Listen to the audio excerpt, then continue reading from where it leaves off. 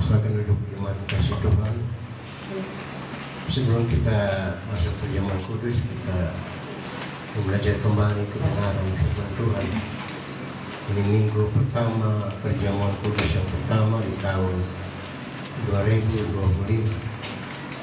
Saya bisa beri nama tahun ini tahun keberuntungan bagi kita.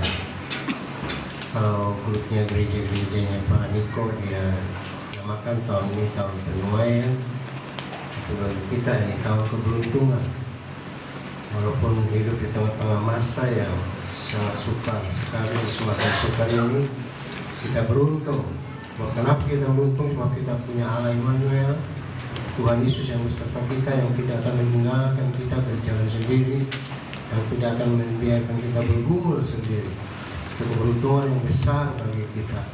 Orang dunia tidak punya Allah Immanuel, mereka tidak punya juru selamat, tapi kita beruntung. Tapi walaupun tahun ini kita namakan tahun keberuntungan, bukan berarti hidup tanpa masalah, tidak bisa. Selama kita masih hidup di muka bumi, di dunia yang sudah terkutuk, ya, dunia yang sudah terkutuk sekali, saudara. Tapi Tuhan Yesus sudah mati terkutuk ganti kita. Ya, walaupun kita di dalam tahun keberuntungan, tapi masalah tetap itu ada. Masalah keluarga, masalah anak, masalah suami, masalah istri, masalah cucu, masalah kesehatan, masalah bisnis, masalah keuangan, terus masalah. Sebab kita hidup di dunia yang sudah terkutuk. Tapi puji Tuhan, kita beruntung kepada Tuhan yang bisa mati ganti kita. Dan pada saat kita tidak berdaya, Dia akan berperang ganti kita. Dia Allah Immanuel, kuasanya tidak pernah berubah dulu, sekarang, dan selama-lamanya. Puji Tuhan. Malam hari ini kita ambil satu pelajaran firman Tuhan, satu tema belajar dari kegagalan Petrus. Ayat emas kita Lukas pasal 5 ayat yang keempat sampai ayat yang keenam. Kita mau belajar dari kegagalan Petrus. Lukas pasal 5. Ini ayat emas kita. Lukas pasal 5 ayat yang keempat sampai ayat ke-6. Demikianlah firman Tuhan. Setelah selesai berbicara, ia, ditulis dengan huruf besar, itu menunjuk kepada pribadi Tuhan Yesus. Ia berkata kepada Simon, bertolaklah ke tempat yang dalam dan tebarkanlah jalamu untuk menangkap ikan. Jadi setelah Tuhan Yesus berkhotbah dan penolong banyak, dia bertemu dengan Petrus. Dia berkata kepada Simon Petrus, bertolaklah ke tempat yang dalam dan tebarkanlah jalamu untuk menangkap ikan. Simon menjawab, Guru. Jadi dia panggil Yesus itu Guru, kadang-kadang dia panggil itu Tuhan. Guru, telah sepanjang malam kami bekerja keras. Lihat kata-kata Petrus di sini. Sepanjang malam kami bekerja keras dan kami tidak menangkap apa-apa. Tetapi karena engkau itu dengan huruf besar, karena Yesus menyuruhnya, engkau menyuruhnya, aku akan menebarkan jala juga. Ayat yang ke-6. Dan setelah mereka melakukannya, jadi setelah mereka dengar firman Tuhan, disuruh bertolak ke tempat yang dalam, dan setelah mereka melakukannya, mereka menangkap sejumlah besar ikan, sehingga jala mereka mulai koyak. Nah, puji Tuhan, saudara. Semua orang ingin berhasil, ingin sukses, ingin beruntung di tahun 2025 ini. Dan untuk mencapai hal-hal ini, kita mau belajar kepada firman Tuhan ini, saudaraku. Bahwa firman Tuhan adalah kebenaran di atas segala kebenaran. Dan Tuhan terikat kepada firman-Nya. Apa yang Dia lakukan, itulah sesuai dengan firman-Nya. Kita kenal Petrus. Petrus adalah seorang nelayan yang berpengalaman dan seorang pekerja keras. Tetapi suatu hari dia gagal. Tidak seekor ikan pun yang dia tangkap. Jadi kita akan belajar di sini. Dari kegagalan Petrus bukan berarti kita mau supaya kita gagal tentang kegagalan, tapi kita mau belajar di sini supaya kegagalan yang menimpa Petrus itu tidak menimpa kita di tahun 2025 ini. Sehingga tahun 2025 ini bukan tahun kegagalan, tapi menjadi satu keberuntungan bagi kita.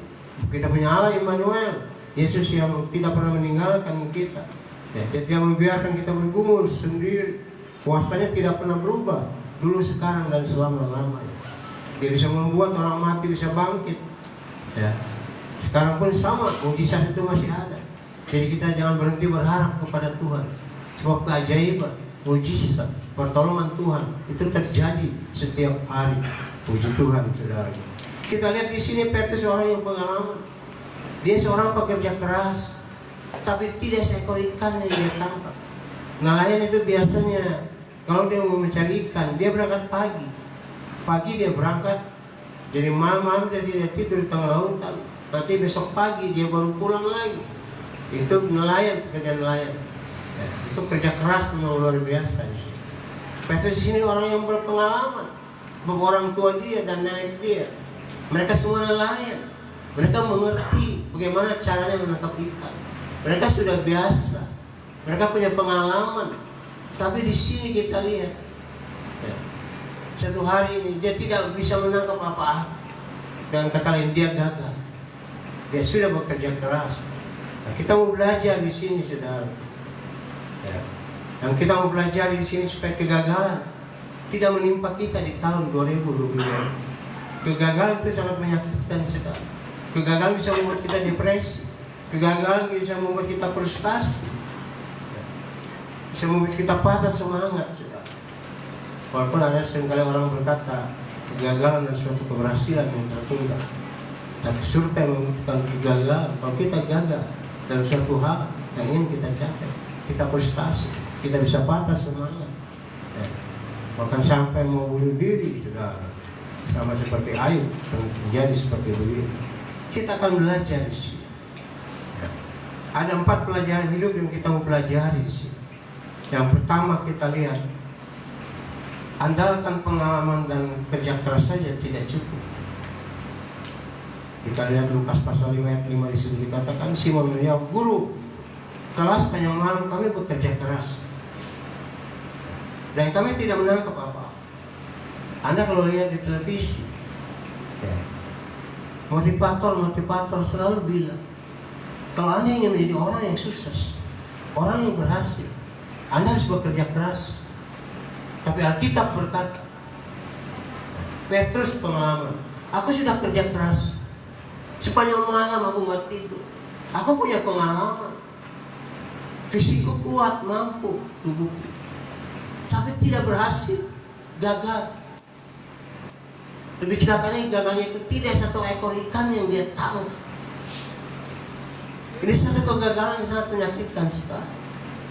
Tidak satu ekor ikan yang dia tangkap. Itu pengakuan dia, saudara. Jadi kita belajar di sini. Andalkan pengalaman dan kerja keras saja itu tidak cukup. Sebab kenapa? Firman Tuhan katakan, berkat Tuhanlah yang menjadikan orang itu kaya. Jadi kalau kita ingin menjadi orang yang berhasil di tahun 2025 ini, kita tidak bisa mengandalkan kemampuan kita. Kita tidak bisa mengandalkan pengalaman kita. Walaupun banyak orang berkata bahwa pengalaman itu adalah guru yang baik, tetapi dia bukan yang terbaik. Kita tidak bisa, Petrus tidak bisa pakai di sini. Kurang pengalaman apa tuh? Orang tua dan anaknya semua nelayan, mengerti di mana tempatnya ikan, mengerti situasi dan kondisi, tapi gagal di sini. Dan di sini kita dapat satu pelajaran yang pertama sekarang. Kita tidak bisa andalkan pengalaman kita. Kita tidak bisa andalkan kerja keras kita. Kita hati-hati sekali jangan terjebak. Sudah kerja keras, banting tulang. Bayangkan tulang dibanting-banting. Jadi apa lagi tulang ini? Sudah kerja keras, keringat diperas-peras. Ya memang kita kerja harus semangat. Tapi ingat waktu, saudara. Mau sekeras apa kita bekerja, Kalau Tuhan tidak memberkati kau, kalau Tuhan tidak membuka jalan bagi kau, kau bisa apa? Ini tahun yang penuh dengan kesukaran, tahun yang penuh dengan kegelapan. Bahwa memang dunia di mana kita tinggal, ini dunia yang gelap. Kelam kabut sudah menutupi bumi ini. Sebab itu kita harus berjalan dalam terang.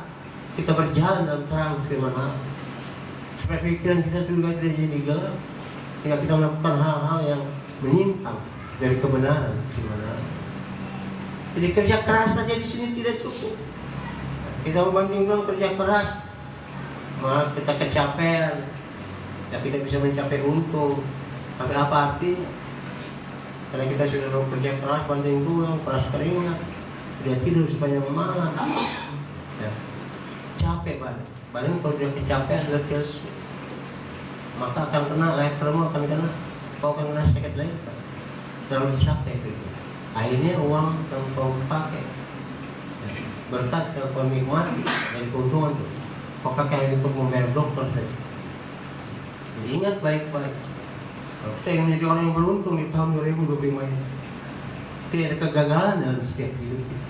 Kau jangan andalkan pengalaman, kau jangan andalkan kerja kerasmu, harus kerja keras begini-begini. Selalu motivator itu selalu bilang begini. Kalau Anda ingin berhasil, kau harus kerja keras. Memang kita harus kerja keras, sebab dunia ini keras. Ini kita hidup di dunia yang keras. Kita hidup seperti domba di tengah serigala. Dunia yang buas, yang lebih celaka lagi, yang jadi serigala, buas. Sesama pendeta, sesama gereja, saling ribut, masalah jemaat, masalah keuangan, masalah apa-apa. Keras memang hidup ini sudah. Tapi kita jangan terjebak. Kita tidak bisa andalkan pengalaman kita. Kita tidak bisa pakai pengalaman tahun 2024 untuk mencapai satu keberuntungan hidup. Kita pakai pengalaman, tidak bisa. Sampai saya ingat waktu sebelum orang mau dibinasakan, Tuhan berpesan kepada lu, kau jangan menoleh ke belakang. Kau tinggalkan hal yang di belakang sini. Kau maju jauh dulu. Kau tidak akan mencapai garis finish kalau kau tidak meninggalkan garis start. Jangan menoleh ke belakang musuh. Karena kita tidak bisa pakai keberhasilan pengalaman kita di tahun 2004. Kita tidak bisa pakai tahun 2025. Tidak seperti begitu. Sebab sepenuhnya kita bergantung pada berkat Tuhan. Bahwa firman Tuhan sudah katakan dalam kitab Amsal, berkat Tuhan yang menjadikan kamu kaya, susah payah tidak menambah. Jadi kita butuh Tuhan memberkati apa yang kita kerjakan, apa yang kita lakukan, apa yang kita cita-citakan, apa yang kita rencanakan. Waktu itu Nabi Yesaya katakan, serahkanlah segala rencanamu kepada Tuhan, maka terlaksanalah segala rencana. Kadang-kadang rencanaku dan rencanamu itu jauh berbeda, Tuhan. Rencana kita manusia dengan rencana Tuhan bagaikan tingginya langit dengan bumi, saudara. Jadi kita butuh Tuhan. Kita butuh campur tangan Tuhan. Kita butuh kekuatan Tuhan. Kita tidak bisa mencapai keberuntungan hidup, keberhasilan tanpa campur tangan Tuhan. Libatkan Tuhan dalam setiap hal. Makanya kalau Anda bangun pagi-pagi, kau minta pertolongan Tuhan, kau minta penyertaan Tuhan, kau minta Tuhan memberkati keluargamu yang tidak kau kelihatan dengan mata di jauh sana. Kau minta Tuhan berkati apa yang kau kerjakan hari ini. Kau minta, firman Tuhan katakan, minta, maka akan diberikan kepada. Carilah, berusaha, bekerja, maka kamu akan mendapatkan. Ketoklah pintu hati Tuhan, ketok pintu surga, maka pintu akan dibukakan bagimu. Dan tingkap-tingkap di langit akan mencurahkan berkat. Jadi kita butuh Tuhan dalam setiap hidup kita. Kita tidak bisa pakai pengalaman kita. Kita tidak bisa pakai kerja keras kita, cara kita yang lama. Sebab Tuhan selalu membuat sesuatu yang baru. Jadi arahkan pandangan kita ke depan. Kita jangan menoleh ke belakang lagi. Kita terus menoleh, melihat ke depan. Yang kedua kita lihat, kenapa Petrus gagal? Yang kedua di sini katakan, mengandalkan kekuatan sendiri itu celaka. Dia merasa mampu, dia merasa punya pengalaman, dan dia sudah kerja keras. Dia mengandalkan kekuatan sendiri. dia mengandalkan kemampuannya sendiri, celaka kita. Seperti ini. Coba kita lihat di Yeremia pasal 17 ayat 5 sampai 6.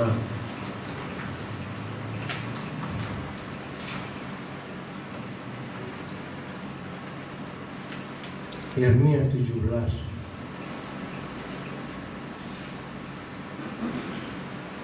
ayat 5 sampai 6. Saya akan baca ini buat saudara dan saudara bisa lihat di layar saya.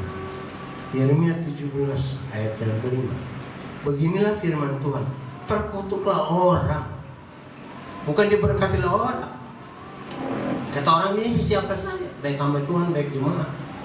Terkutuklah orang yang mengandalkan manusia. Dokter yang manusia.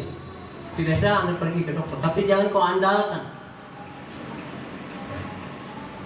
Banyak penyakit yang tidak bisa disembuhkan dengan kecanggihan pengobatan zaman sekarang.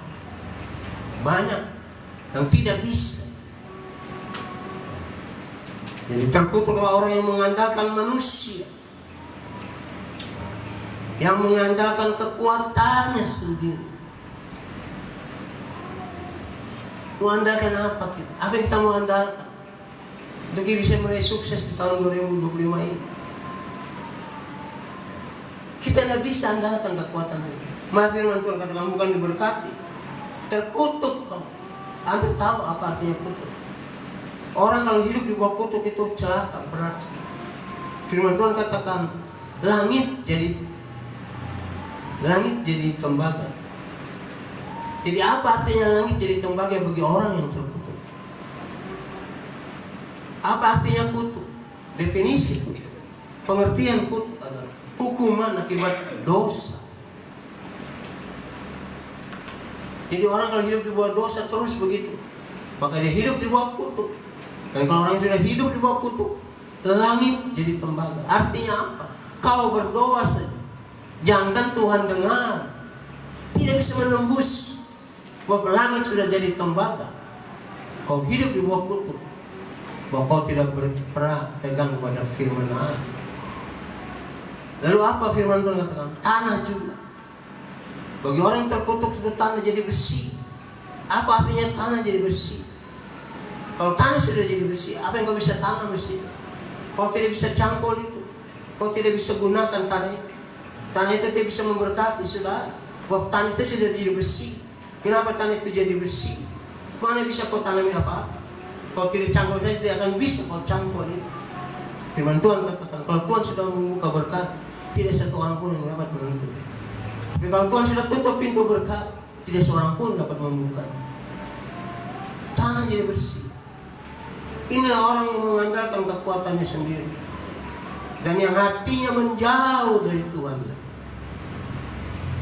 Berat sudah orang seperti ini. Hatinya menjauh dari Tuhan. Hati ini harus dijaga, firman Tuhan katakan. Bahwa dia pancaran kehidupan. Orang memuji Tuhan saja pada zaman Nabi Israel kata, engkau memuji aku, engkau menyembah aku dengan mulutmu saja, tapi hatimu jauh daripada. Bapak itu pemazmur kata, firmanmu tidak kutaruh dalam otakku, firmanmu kutaruh dalam hatiku, supaya aku jangan berdosa kepada. Hati ini sumber pancaran kehidupan, sumber mata air. Kalau bilang seperti sumber, kalau sumbernya mata air itu sudah tercemar, maka air yang mengalir keluar itu air yang sudah tercemar, yang tidak bisa dikonsumsi. Demikian pun dengan hati. Kita masih katakan jaga hatimu dengan segala kewaspadaan. Dari situ terpancar kehidupan. Hatinya menjauh daripada Tuhan. Ayat ke-6 dikatakan, dia akan seperti semak bulus di padang belantara. Dia tidak akan mengalami datangnya keadaan baik. Ia akan tinggal di tanah angus di padang gurun, di negeri padang asin yang tidak berpenduduk. Berat. Ini pasti terjadi. Dia merasa kuat, dia merasa mampu, dia punya pengalaman dengan segala kekuatannya, fisiknya sehat, tidak sakit, pergi pagi pulang pagi sepanjang malam dia tidak tidur. Tapi dia gagal karena mengandalkan kekuatannya sendiri. Terkutuk orang yang mengandalkan. Tapi kita lanjut saja Yeremia 17 ayat 7 sampai 8. Ayat yang ke-7 sampai ayat ke-8 kita lanjut. Yeremia pasal 7. Dengar baik-baik. Diberkatilah orang. Sudah kasih garis besar Alkitab sudah. Pada Alkitab saya di Alkitab besar saya kasih garis besar. Saya kasih stabilo tanda merah. Diberkatilah orang yang mengandalkan Tuhan. Diberkati orang yang mengandalkan Tuhan. Kau harus andalkan Tuhan. Kau harus bersandar kepada Tuhan. Kau butuh Tuhan. Kau tidak bisa berjalan sendiri. Dengan segala kemampuanmu, kau akan gagal seperti Petrus. Dan sampai kegagalan terulang di tahun 2025. Tapi ini tahun keberuntungan bagi kita, bagi orang yang suka mengandalkan Tuhan, yang menaruh harapannya kepada Tuhan. Kemana kau taruh harapanmu? Seringkali kalau kita dalam kesulitan, yang ada di pikiran kita itu bukan Tuhan yang utama. Kalau kita dalam kesakitan yang parah, yang ada di pikiran kita bukan Tuhan yang utama. Ada dokter yang utama di pikiran kita. Lalu kita sugesti lagi, saya harus pergi ke dokter. Kalau tidak ke dokter, saya tidak bisa sembuh. Itu celaka ya, seperti begitu. Kau andalkan manusia. Dokter juga banyak yang mati karena penyakit. Waktu saya pertama sekali ketahuan diabetes, gula darah saya sampai 450. Saya berobat ditangani sama Dokter Jamal, spesialis penyakit dalam yang sangat terkenal sekali. Oh, pasien ini minta ampun. Dan sekarang dia mengobati orang sakit diabetes, karena mengobati saya. Dia kena diabetes kan? Badannya sudah habis, dokter. Bayangkan, sama. Diberkati orang yang mengandalkan Tuhan, yang menaruh harapannya. Harap saya katakan, setiap hari jangan kau berhenti berharap. Berharap kepada Tuhan. Harapanmu yang kau gantungkan kepada Tuhan. Dia tidak akan mengecewakanmu. Kalau harapanmu kepada manusia, dia bisa mengecewakanmu. Tuhan tidak akan mengecewakanmu. Setiap saat kau minta tolong sama dia, setiap saat kau berseru kepada dia, waktu siang, waktu malam, waktu pagi, setiap saat dia siap menolong saudara. Sebab dia Allah Immanuel, dia Allah yang peduli. Kuasanya tidak pernah melupa, kasihnya tidak pernah berkesudahan. Itu kasih yang kekal, kasih tanpa syarat. Siapapun kita, dia tetap mengasihi kita sampai dia mengorbankan nyawanya bagi kita. Lalu dikatakan di sini, dia akan seperti pohon yang ditanam di tepi air, ayat ke-8. Jadi orang yang mengandalkan Tuhan, yang menaruh harap kepada Tuhan, dia seperti pohon yang ditanam dekat tepian air.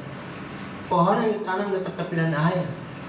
Walaupun musim kemarau, pohon-pohon yang lain jangankan berbuah, daunnya saja jadi kering, sebab dia tidak mendapatkan cukup air. Tapi pohon yang ditanam dekat tepian air, yang akarnya merambat ke batang-batang air, menyerap air, dia tidak pernah kekeringan, dia tidak bergantung kepada musim kemarau, musim apa, dia tetap berdaun hijau dan tidak berhenti menghasilkan buah. Buah di sini berbicara tentang buah berkah, buah keberhasilan, buah keberuntungan, buah kesuksesan. Tidak akan berhenti. Itu orang yang mengandalkan Tuhan. Tapi itu kau jangan sombong. Apa yang kau andalkan? Tidak dia bisa berjalan sendiri.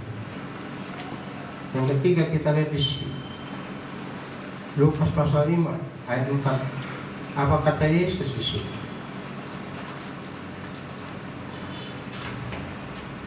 Lukas pasal 5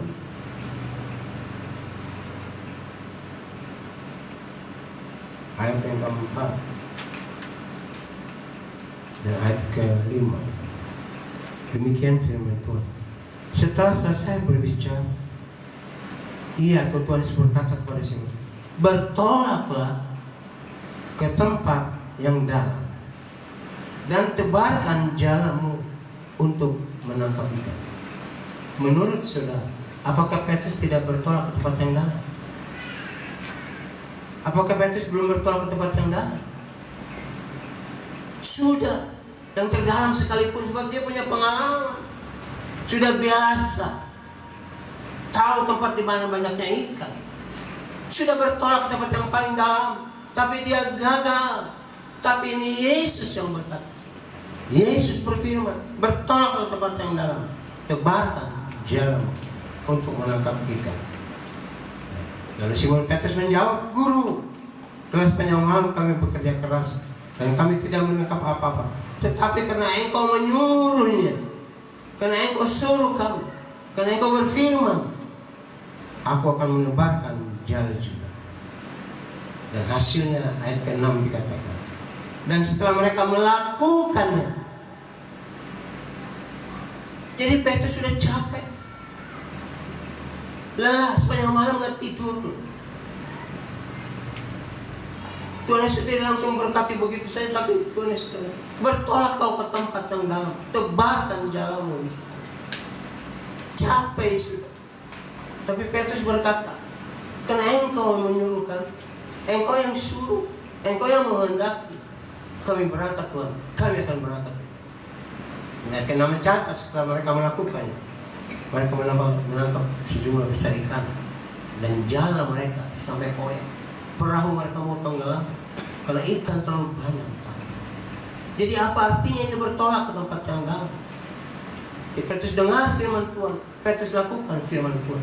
Itu makna bertolak ke tempat yang dalam. Kalau kau ingin menjadi orang yang berhasil dan beruntung di tahun yang susah ini, tahun yang penuh kegelapan, kau dengar firman Tuhan, kau lakukan firman Tuhan, kau praktekkan firman Tuhan. Kau harus taat firman Tuhan 100%. Kalau itu firman Tuhan, kau harus lakukan itu. Kau jangan jadi pendengar saja, Yakobus kata. Kalau kau jadi pendengar saja, kau tidak lakukan firman Tuhan, kau menipu dirimu sendiri. Ketidaktaatan pada firman Tuhan itu sumber rusak tatanan kehidupan. Seandainya saja Adam dan Hawa taat firman Tuhan, tidak makan buah pengetahuan baik dan jahat, dunia tidak rusak seperti ini. Bumi tidak terkutuk seperti begini. Banyak masalah, masalah penyakit, masalah rumah tangga, masalah bisnis, masalah keuangan, masalah masa depan.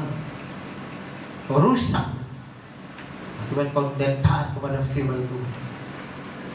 Tidak ada artinya kau dengar firman Tuhan, kau tidak lakukan firman Tuhan. Itu namanya kau menipu dirimu sendiri. Jadi dirimu saja kau tipu, apalagi orang lain. Petrus lakukan itu, dia menangkap sejumlah besar ikan. Setelah dia melakukan, jadi apa artinya bertolak ke tempat yang dalam? Bertolak ke tempat yang dalam berarti kalau kau dengar firman Allah, selalu ada firman. Pada saat kita dalam kesesatan, pada saat kita dalam satu masalah, selalu Roh Kudus ingatkan kita kepada firman Allah. Ada firman Allah. Makanya ini dibawa pulang, taruh dikumpulkan di bawah meja tamu apa. Jadi tamu bisa baca, ada keluarga bisa baca. Waktu kalau sedang satu masalah ingin mengambil keputusan, sering Roh Kudus ingatkan kita kepada khotbah yang pernah kita dengar, kepada firman Allah. Kau akan cari itu ayat-ayat itu cara Tuhan. Bumi langit dengan segala isinya itu dicipta oleh firman Allah. Kalau Tuhan ingin menciptakan terang, maka kita Kejadian mencatat, jadilah terang, berfirman Allah, jadilah terang, terang itu jadi. Dijadikan oleh firman Allah. Kalau kau pakai firman Allah dalam hidupmu, sama kau berjalan dalam terang. Mazmur katakan firman itu terang bagi kaki, pelita bagi kaki, dan suluh bagi jalan. Kita tidak akan berjalan dalam kegelapan. Pada terang firman Allah yang menerangi kita, sehingga jalan kita tidak kesasar ke sana kemari. Kalau kita berjalan dalam kegelapan, kita tabrak sana, kita tabrak sini. Tapi kalau kita berjalan dalam terang, kita tahu di depan ada lubang, ada jurang, kita tahu. Kita akan menyimpang, menyingkir, dan terus berjalan. Dan ini artinya bertolak ke tempat yang dalam. Bertolak ke tempat yang dalam artinya Petrus ada di dalam kehendak Tuhan. Ini Anda pelajari baik-baik. Mari kita baca Efesus pasal 5 ayat 17.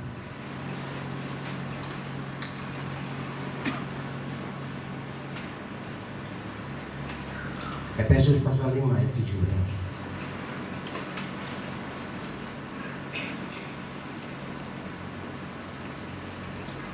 Sebab itu, janganlah kamu bodoh, tetapi usahakan supaya kamu mengerti kehendak Tuhan. Dengar baik-baik. Bertolak ke tempat yang dalam. Petrus berhasil setelah melakukannya. Kenapa? Itu berarti dia bekerja, dia berusaha, dia berhasil, sebab dia ada di dalam kehendak Tuhan. Yakobus mencatat, kalau kamu punya rencana, besok saya mau usaha ini, besok saya mau pergi ke kota ini, besok saya mau bekerja begini, sedangkan kamu tidak tahu apa yang terjadi hari esok. Tapi biarlah kamu berkata, kalau Tuhan menghendaki. Anda harus mengerti kehendak Tuhan. Jangan sampai nanti Anda paksakan kehendak Anda pada Tuhan. Saya sudah katakan sama saudara, sering kita tidak mendapatkan apa yang kita inginkan. Bab celaka. Kita sendiri kalau punya anak, semua keinginan anak kita turuti, terus celaka anak ini. Sama kita mencelakakan anak kita. Sama kita dengan Tuhan seperti begitu. Tuhan Bapa kita di surga, Dia tidak akan selalu mengikuti keinginan kita. Kita tidak selalu mendapatkan apa yang kita inginkan, tapi percaya Tuhan menyediakan apa yang kau butuhkan.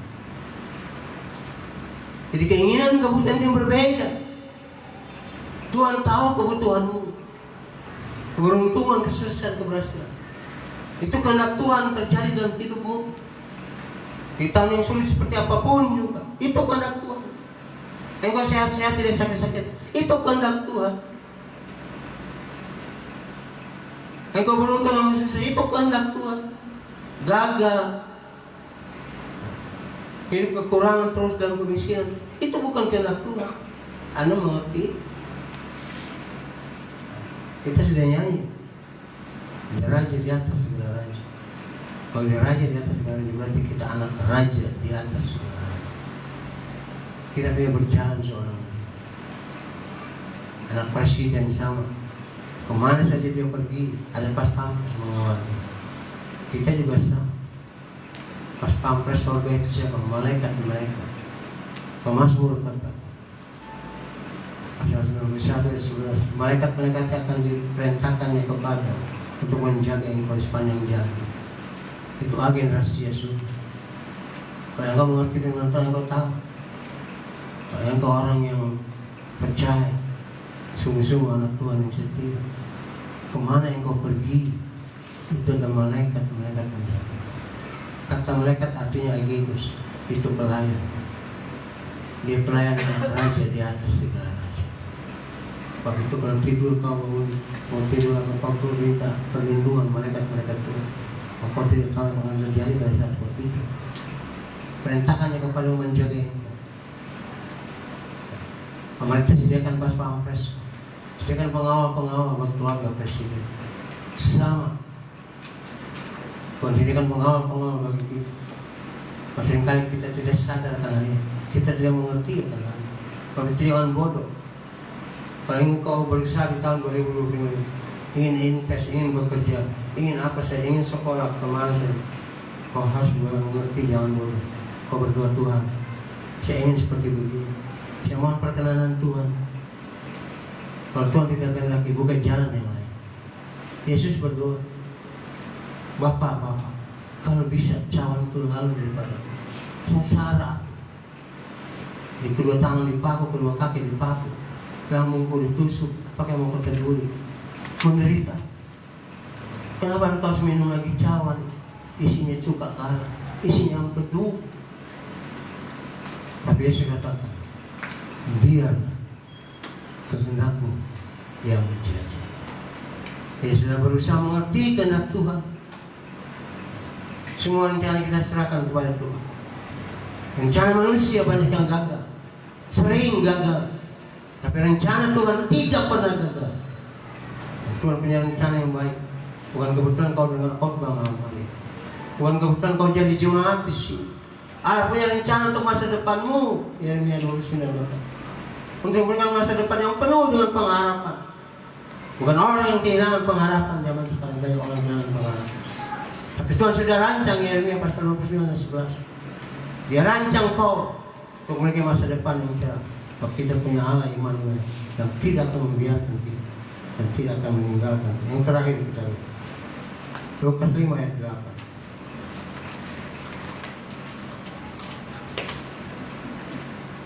Lukas pasal 5 ayat 8. Biar gak kemalaman sebelum ada perjamuan kudus. Lukas 5 ayat 8, demikianlah firman Tuhan. Ketika Simon Petrus melihat hal itu, ia pun tersungkur di depan Yesus dan berkata, Tuhan, pergilah daripadaku, karena aku ini seorang berdosa. Waktu Petrus lihat keberhasilan itu, ikan banyak, jalan sudah mulai koyak, perahu sudah mulai tenggelam, sebab ikan terlalu banyak, berlipat-lipat seperti yang biasa dia dapat. Itu perahu mau tenggelam, sebab ikan itu banyak, berkat itu menumpuk. Tuhan itu kalau berkati orang tidak cerik-cerik, tangannya itu berlubang paku. Kalau dia memberkati orang, pintu-pintu tingkap-tingkap langit dia buka. Dia curahkan berkat sampai berkelimpahan, sampai kau tidak sempat menaruhnya. Berkat belum habis, berkat lain sudah datang. Nggak kau bingung menggunakan apa itu berkat. Itu Tuhan kita. Ini perahu mau tenggelam, ikan itu terlalu banyak, jalan sudah mulai membacakan robek. Ikan terlalu banyak. Dan Petrus lihat itu cepat. Dia datangi Tuhan Yesus. Dia berlutut di kaki Tuhan. Dia katakan, Tuhan, aku ini orang yang berdosa. Apa artinya ini? Ini artinya Petrus sadar diri. Tanpa Tuhan dia tidak bisa berhasil seperti begini. Tanpa Tuhan dia tidak bisa keberkatan seperti begini. Sadar diri kau. Siapa kita tanpa Tuhan? Mengerti kau dengan baik. Kalau kau ingin jadi orang yang beruntung di tahun 2025 ini, yang tetap sukses dan berhasil, kita sadar diri tanpa Tuhan siapa. Raja Salomo katakan dalam kitab Mazmur pasal 127, jika bukan Tuhan yang membangun rumah, sia-sialah tukang bekerja. Yeremia katakan, siapakah kita? Hanya segumpal tanah liat yang tidak ada harganya. Berapa harga segumpal tanah liat? Tapi kalau tanah liat di tangan penjual, di tangan Yesus yang berlubang paku, dia akan bentuk kita jadi orang-orang yang sangat berharga di mata. Jadi orang-orang yang punya harga jual yang sangat tinggi sekali. Walaupun itu segumpal tanah liat, kalau itu di tangan Tuhan Yesus. Oleh taruh hidup di tangan Tuhan, kita sadar betul. Yang firman Tuhan katakan, Petrus panggil teman-temannya di sana. Mari kita datang kepada perahu mau tenggelam, ikan terlalu banyak. Jadi di sini kita ingat dulu. Ini sifat Petrus, punya sifat memberi, suka mempedulikan orang lain, tidak hidup sendiri, berkat tidak dimakan sendiri. Petrus panggil semua perahu-perahu teman-teman, datang ke sini, isi semua perahu sampai penuh. Jadi kita sadar diri, kalau kita diberkati Tuhan, kita ingat pekerjaan Tuhan. Kita ingat menabur, ingat kembalikan milik Tuhan yang kau makan sendiri.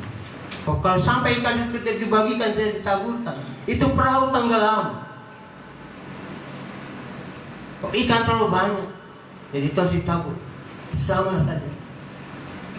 Tiap hari kau makan enak, kau makan enak. Kau tumpuk semua dalam perut, kau tidak buang ke balik. Jadi apa ini? Cepat mati. Sama seperti sadar diri. Kita diberkati Tuhan. Kita sadar diri siapa kita. Percaya diri itu baik, tapi sadar diri itu jauh lebih baik. Tanpa Tuhan kita siapa bukan apa-apa. Tuhan memberkati kita.